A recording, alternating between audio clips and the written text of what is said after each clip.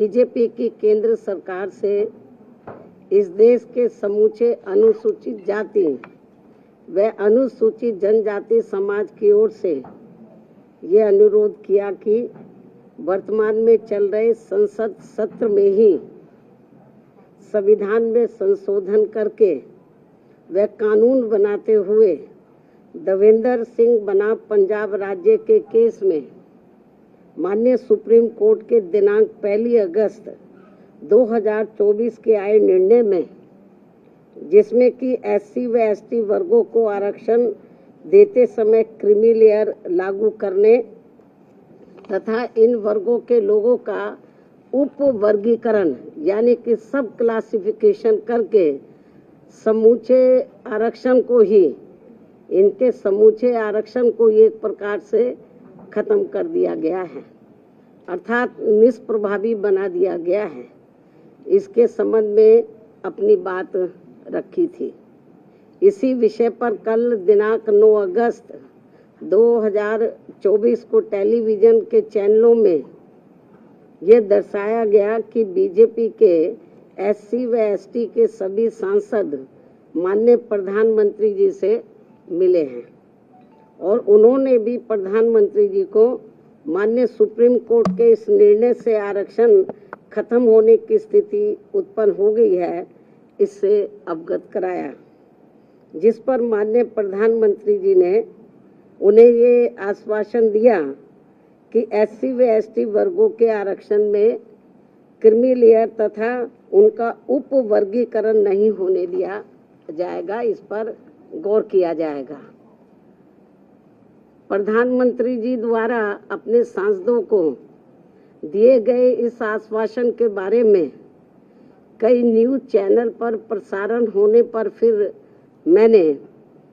कल ही दिनांक 9 अगस्त 2024 को एक ट्वीट करते हुए कहा कि जो ये आश्वासन दिया गया है, अगर वो पूरा किया जाता है तो इसका हमारी पार्टी स्वागत करेगी। तथा इसी ट्वीट में मैंने ये भी कहा कि परंतु इस आश्वासन को तो तभी पूरा किया जा सकता है जब केंद्र सरकार वर्तमान में चल रहे संसद सत्र में ही एक संविधान संशोधन विधेयक लाकर माननीय सुप्रीम कोर्ट के इस निर्णय को निष्प्रभावी बनाते हुए ये प्रावधान लाती है कि SC एवं ST वर्गों के आरक्षण के लिए इन जातियों को कभी भी उप वर्गीकृत नहीं किया जा सकेगा तथा इन पर क्रीमी लेयर भी लागू नहीं होने दिया जाएगा। और साथ ही मैंने ये भी कहा कि आज इस मामले में विषम स्थिति उत्पन्न ही ना होती अगर केंद्र सरकार ने अपने अटॉर्नी जनरल के माध्यम से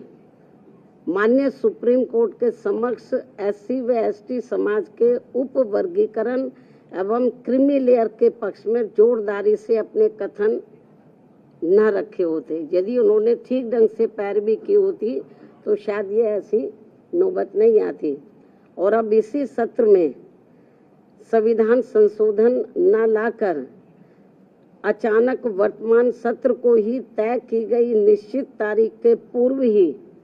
कल दिनांक 9 अगस्त 2024 की शाम को अनिश्चित काल के लिए संसद जो है वो स्थगित कर दिया गया, जिससे कि माननीय सुप्रीम कोर्ट द्वारा दिया गया ये असंवैधानिक निर्णय बना रहे। और बीजेपी की केंद्र की सरकार की मंशा, जिसकी वकालत उन्होंने सुप्रीम कोर्ट में की थी, वह बनी रहे, जिसके तहत इस देश के समूचे SC व ST वर्गों के लोगों को क्रीमी लेयर के बहाने तथा उनके बीच में उप वर्गीकरण करके उन्हें आरक्षण से ही हमेशा के लिए वंचित कर दिया जाए और इस प्रकार से फिर बिना संविधान बदले ही SC व ST वर्गों का आरक्षण हमेशा के लिए खत्म कर दिया जाए। एक और वर्तमान संसद सत्र को निश्चित तिथि से पूर्व ही समाप्त करना और दूसरी तरफ माननीय प्रधानमंत्री जी का ये हवाई आश्वासन देना कि माननीय सुप्रीम कोर्ट के इस निर्णय को नहीं लागू किया जाएगा और फिर इस मामले में कोई भी कदम न उठाना तथा कोई भी कार्रवाई आदि न करना, ये स्पष्ट रूप से दर्शाता है कि या तो माननीय प्रधानमंत्री जी द्वारा इस तरह का कोई आश्वासन अपने SC ST वर्गों के सांसदों को दिया ही नहीं गया है,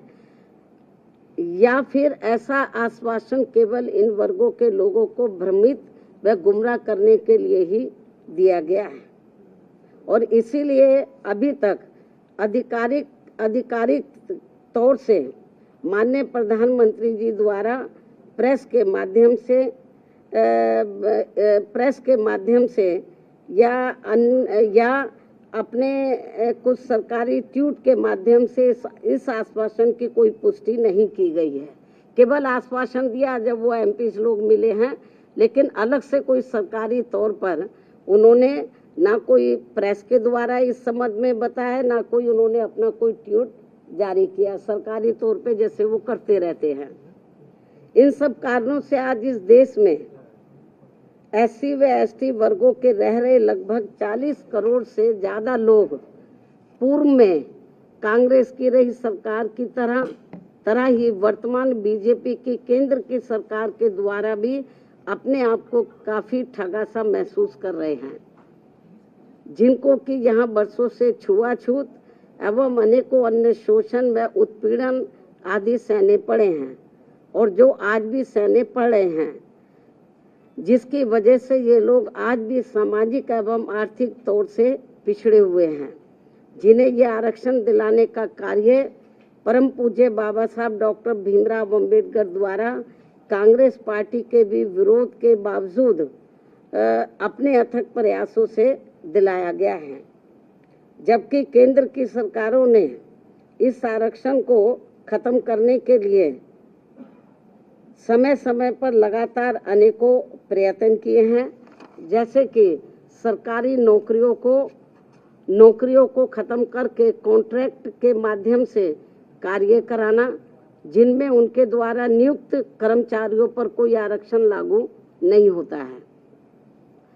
सरकारी उपक्रमों अर्थात संस्थानों को निजी हाथों में बेचकर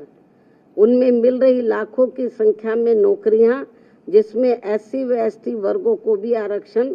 उपलब्ध था, वो भी खत्म कर देना। लाखों की संख्या में पदों को खाली करना, देश में लाखों पद जो कि SC व ST वर्गों के लिए आरक्षित थे, उन्हें सालों से खाली रखना और बाद में उन्हें समाप्त करके सामान्य वर्ग को दे देना। पदोन्नति में आरक्षण के लाभ से SC व ST वर्गों के कर्मचारियों को पहले ही माननीय सुप्रीम कोर्ट के एक पूर्व निर्णय जो कि नागराज के केस में दिया गया था, उसके तहत खत्म कर दिया गया था तथा जिस निर्णय को निष्प्रभावी बनाने के लिए संसद में संवैधानिक संशोधन विधेयक BSP के अथक प्रयासों से राज्यसभा में तो पारित हो गया था, परंतु उसके बाद वह लोकसभा में आज तक भी पास करने के लिए नहीं लाया गया है। और ये वही बिल है जिसको कि समाजवादी पार्टी ने अपने सांसदों के द्वारा कांग्रेस एवं BJP के साथ मिलकर संसद के अंदर ही फाड़ दिया था। और अब इसी प्रकार ही भाजपा की केंद्र सरकार ने अपने वकील अटॉर्नी जनरल के माध्यम से सुप्रीम कोर्ट में उप वर्गीकरण और क्रीमी लेयर के पक्ष में गलत दलीलें दिलवाई थी, जिसकी वजह से ही नागराज के निर्णय की तरह दविंदर सिंह बनाम पंजाब राज्य के केस में भी माननीय सुप्रीम कोर्ट द्वारा दिनांक 1 अगस्त 2024 को आरक्षण के विरुद्ध निर्णय दिया गया है, जिसका सीधा असर ये होने वाला है कि अब संपूर्ण SC व ST वर्गों को आरक्षण प्राप्त नहीं हो सकेगा, क्योंकि इस निर्णय के अंदर ऐसी व्यवस्था कर दी गई है कि अब पूरे देश में राज्य सरकारें अपने अपने राजनीतिक फायदे के हिसाब से SC व ST वर्गों के लोगों को आपस में ही लड़वाने का काम करेंगे। और इन वर्गों के लोगों को जीवन भर कोर्ट कचहरी के ही चक्कर लगाने के लिए मजबूर कर देगी और फिर अंत में इनके सभी आरक्षित पद खाली पड़े रहने के कारण या तो ये पद खत्म कर दिए जाएंगे, अन्यथा इन्हें सामान्य वर्ग को ही दे दिया जाएगा। ऐसे में मेरी इस देश के सभी एससी व एसटी वर्गों के सांसदों एवं एमएलए व एमएलसी तथा अन्य राजनीतिक पदों पर बैठे लोगों से भी, चाहे वो किसी भी पार्टी से चुनकर आए हों, उन सभी से ये कहना है कि ये लोग बीजेपी, कांग्रेस, समाजवादी पार्टी, आम आदमी पार्टी व अन्य पार्टियों की भी एससी व एसटी वर्गों के आरक्षण के विरुद्ध उनकी नीयत व सोच से जरूर सजग हो जाएं, सचेत रहें और अपने मूलभूत संवैधानिक आरक्षण के अधिकारों को खत्म होने से बचाने के लिए एकजुट होकर इसके विरुद्ध अपनी आवाज एक संवैधानिक और शांतिपूर्वक तरीकों से पूरी जोरदारी से उठाएं, वरना अब इस देश के एससी व एसटी वर्गों के लोगों को हमेशा हमेशा के लिए आरक्षण से वंचित कर दिया जाएगा। फिर वो चाहे नौकरियों में आरक्षण हो या किसी राजनीतिक पद के लिए हो, जैसे कि एमपी व एमएलए आदि के लिए हो। इसके साथ साथ मेरा ये भी कहना है कि अब समय आ गया है जबकि माननीय उच्च न्यायालय एवं उच्चतम न्यायालय आदि की नियुक्तियों में भी एससी व एसटी वर्गों के लिए पद आरक्षित किया जाए, जिससे कि इन उच्च अदालतों में इन वर्गों के लोगों की भी बात सुनी जाए और समझी जाए और भविष्य में माननीय सुप्रीम कोर्ट द्वारा नागराज केस में दिए गए निर्णय एवं दिनांक 1 अगस्त 2024 को देवेंद्र सिंह बनाम पंजाब राज्य में दिए गए निर्णय की तरह के अन्य कोई और निर्णय एससी व एसटी वर्गों के विरुद्ध देकर उनके संवैधानिक अधिकारों का हनन न किया जाए। इसके अलावा मेरा सावधानी के तौर पर एससी व एसटी वर्गों के लोगों को ये भी कहना है कि दिनांक 1 अगस्त 2024 को माननीय सुप्रीम कोर्ट के द्वारा एससी व एसटी वर्गों के आरक्षण के मामले में दिए गए निर्णय को लेकर अभी तक भी कांग्रेस पार्टी चुप क्यों बैठी है?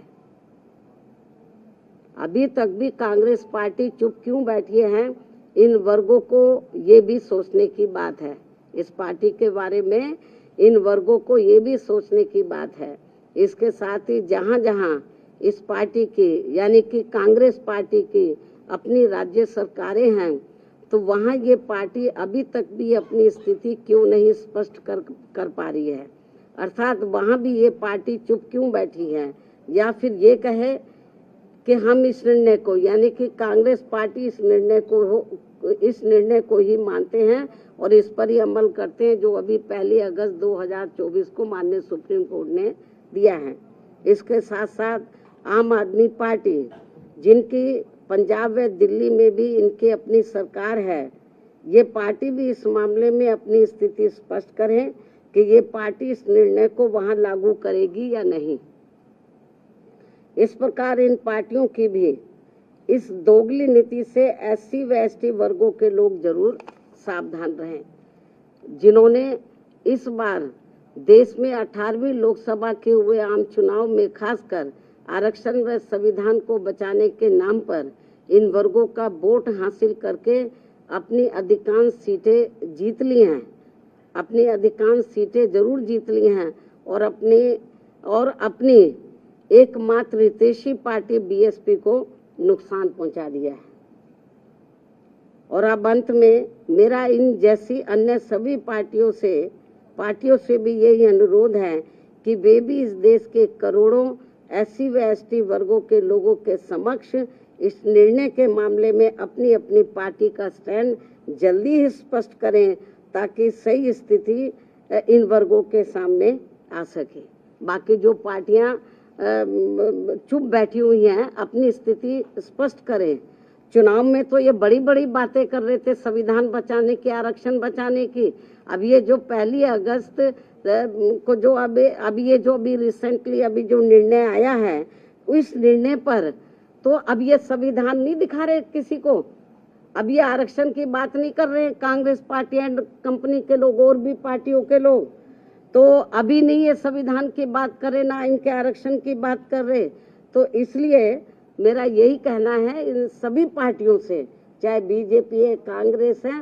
केवल आश्वासन देने से बीजेपी की ओर से आश्वासन आया, माननीय प्रधानमंत्री जी द्वारा केवल आश्वासन आया है, आश्वासन से काम नहीं चलेगा। इन लोगों को SC ST वर्गों को जो इस फैसले से, इस निर्णय से नुकसान हो रहा है, तो उस पर वो अपना सही स्टैंड ले। और ये कोई केवल आश्वासन से या गौर करने से, माननीय प्रधानमंत्री जी ने जो कहा है कि हम गौर करेंगे, आश्वासन दिया, उससे काम नहीं चलेगा। इसका बड़ा भारी नुकसान इन वर्गों के लोगों को हो रहा है। बेहतर तो यही होता कि कल जो इन्होंने 2-3 दिन पहले ही संसद के दोनों सत्र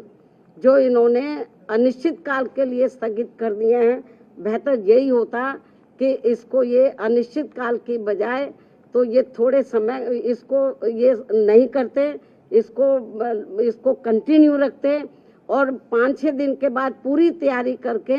तो ये संशोधन विधेयक को ये पार्लियामेंट में इस मामले को लेकर पार्लियामेंट में संशोधन विधेयक ये लाते, लेकिन नहीं लाए। तो इसलिए मेरा माननीय प्रधानमंत्री जी से भी यही कहना है कि यदि आपकी इन वर्गों के मामले में नियत साफ है, तो आप अपने और मामलों में तो समय से पहले हाउस बुला लेते हैं, तो आप कभी भी हाउस बुला सकते हैं, अपनी तैयारी करें। और ये जो 1 अगस्त 2024 को जो माननीय सुप्रीम कोर्ट का निर्णय आया है, तो इस निर्णय को निष्प्रभावी बनाएं, हाउस बुलाएं मतलब, और मालूम भी पड़ जाएगा कि हाउस में सभी दलों का क्या स्टैंड है। और मुझे क्या लगता है कि ये इनको जल्दी करना चाहिए, ये ठीक नहीं है। वरना जिन राज्यों में अब राज्यों में जल्दी ही विधानसभा के आम चुनाव होने वाले हैं, तो इन वर्गों के लोग ना बीजेपी को माफ करेंगे, ना कांग्रेस को, ना अन्य पार्टियों को माफ करेंगे, क्योंकि इन्होंने इस बार जो 18वीं लोकसभा के आम चुनाव हुए हैं, उसमें इन वर्गों के लोगों के साथ बड़ा विश्वासघात किया, धोखा दिया है। इनको कहा कि हम संविधान बचाएंगे, आरक्षण आपका खत्म हो जाएगा। अब ये चुप क्यों हैं? अब ये लोग चुप क्यों हैं? तो लेकिन इससे साफ जाहिर है, ना ये संविधान को बचाने वाले हैं, ना आरक्षण को बचाने वाले हैं। अब ये समझ में नहीं आ रहा आरक्षण को लेकर, ये जो संविधान को दिखाते घूम रहे थे सभी पार्टियों के लोग, अब क्यों नहीं संविधान को दिखा रहे हैं? अब क्यों नहीं आरक्षण की बात कर रहे हैं कि इनका आरक्षण जो निष्प्रभावी हो गया है, तो इसको प्रभावी बनाने के लिए इनको पार्लियामेंट का सत्र जल्दी ही शॉर्ट नोटिस में इनको बुलाना चाहिए और अपनी स्थिति बीजेपी की सरकार को क्लियर करनी चाहिए और बाकी पार्टियों को भी अपना स्टैंड क्लियर करना चाहिए, क्योंकि ये कुछ जरूरी बातें कहने के लिए मैंने आज आप लोगों को तकलीफ दी है। हालांकि इससे भी मैंने पहले प्रेस बुलाई थी, लेकिन अब जो हालात जो स्थिति सामने आ रही है, कल मैंने ट्वीट भी किया, लेकिन ट्वीट में सारी बातें नहीं आ सकती हैं, ट्वीट में सारी बातें नहीं आ सकती है। इसलिए फिर मैंने सोचा कि मैं मीडिया बंधुओं के समक्ष जाकर अपनी पार्टी की सही स्थिति आप लोगों के सामने इस संबंध में रखूं, इसलिए आज मैंने आप लोगों को तकलीफ दी है। इन्हीं जरूरी बातों के साथ अब मैं अपनी बात यहीं समाप्त करती हूँ। धन्यवाद। जय भीम व जय भारत।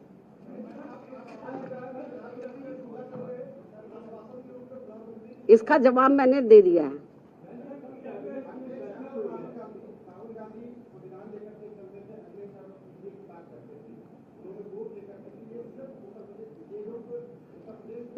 इसका भी जवाब मैंने दे दिया है, इसका जवाब दे दिया है। जाति जनगणना को लेकर हमने एक बार नहीं अनेकों बार कहा है कि केंद्र की सरकार की ये जिम्मेवारी बनती है। काफी बहुत पहले राष्ट्रीय जातीय जनगणना हुई थी देश में, लेकिन बरसों बीत गए हैं। अब केंद्र की सरकार की जिम्मेवारी बनती है, ये मामला राज्यों के ऊपर ना छोड़कर केंद्र की सरकार अपनी जिम्मेवारी समझे और इसकी राष्ट्रीय स्तर पर जातीय जनगणना होनी चाहिए।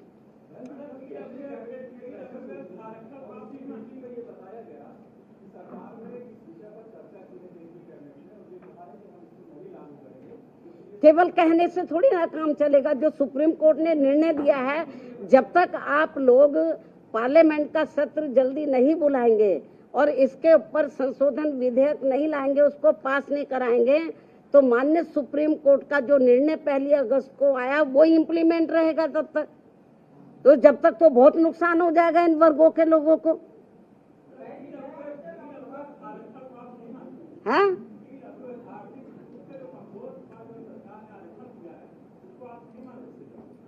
ये मामला SC ST वर्गों से संबंधित है, इससे संबंधित सवाल पूछिए आप। ठीक है, धन्यवाद। अरे छोड़ो, आप क्या जया बच्चन मतलब इतना इम्पोर्टेंट मामला है, देश के करोड़ों SC ST वर्गों के हितों का मामला है। आप उससे ध्यान डाइवर्ट करने के लिए आप ऐसी बातें कर रहे हैं, तो आप उनसे पूछो जाके। अब आप लोगों के लिए जल पानी का या लंच का जो भी अरेंजमेंट किया है, पिछली बार तो